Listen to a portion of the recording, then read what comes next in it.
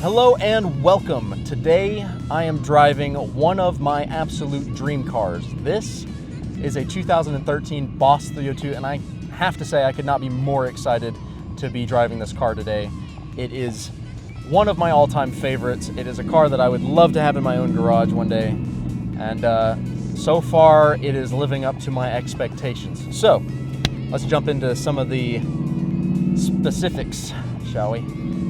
This car, of course, has a tuned version of Ford's 5-liter Coyote.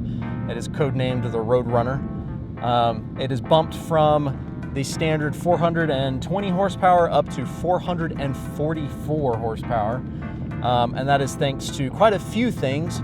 Of course, this car has a separate intake and fully forged internals. I mean, this is basically a race car engine detuned for the street, as opposed to a street engine tuned for racing, which means that this car absolutely does not compromise in performance. I mean, it's a true track car. I mean, that's what Ford built this car to be.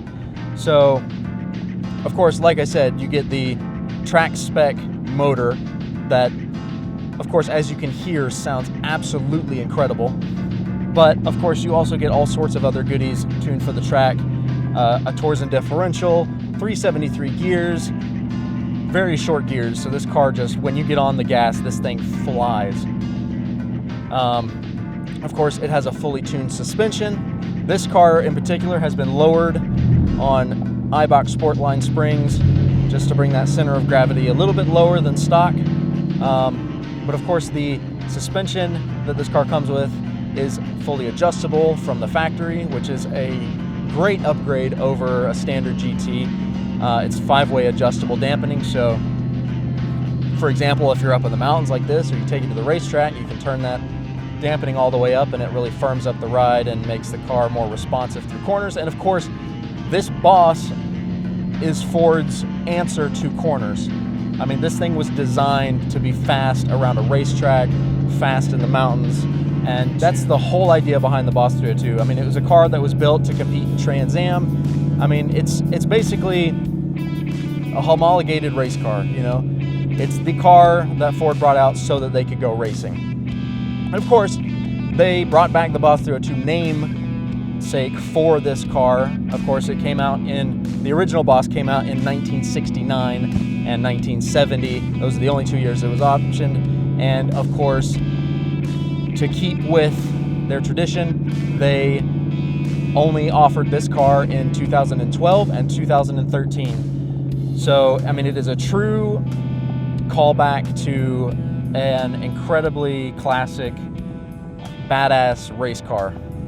So, of course, because this car was only built for 2 years, that means that it is an extremely limited edition car. There are only about 4,000 built a year, so naturally it's pretty slim pickings out there.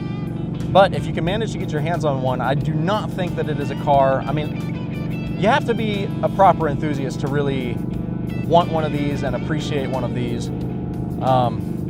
because it is not your standard road car. I mean, it's perfectly daily drivable, but it kind of lacks some of the creature comforts that a standard GT might have, for example.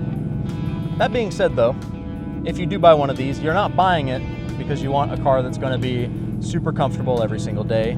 You're buying a car that's going to give you the theater and the drama and the driving experience, which this car checks every single one of those boxes. I mean, it's got this fancy quad exhaust that gives you this surround sound exhaust note. I mean, it's basically got side pipes and mufflers coming out the back, so that's why it sounds so incredible, especially from the driver's seat. I mean, you have an exhaust outlet right here beside your ear if you have the windows open.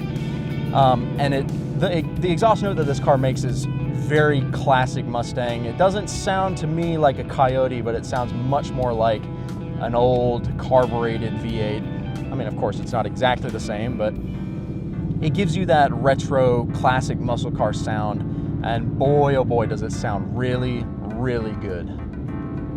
Of course, like I said, you've also got the tuned suspension, so the car doesn't ride as comfortably as maybe a standard GT does, but of course, that's the compromise for better handling, and this car is just an absolute blast to throw through corners. I mean, I have not driven a Mustang that feels this planted through the corners ever before. So to sum it all up, I think that the Boss does the best job capturing that classic Mustang spirit and bringing it into the modern age. I mean, that's really what the Boss 302 is. It's a proper, stripped down race car for the street. And I think because it gives you such a pure driving experience, such a raw sound and feel, that's what really gives it that retro kind of classic feel that you don't get with any other Mustang. I mean, it is designed to be driven and to be driven hard, and that is just, I mean, that's the essence of Mustang, isn't it? So, I mean, I gotta say, it has absolutely lived up to any of my expectations, if not better than what I thought. I mean, I've driven plenty of Mustangs, GTs, V6s, the like, but there's just something very special about this Boss that you just don't quite get with any other car. So with that, I think we will sign out. Thank you all so much for watching, and we will see you in the next review. Take it easy.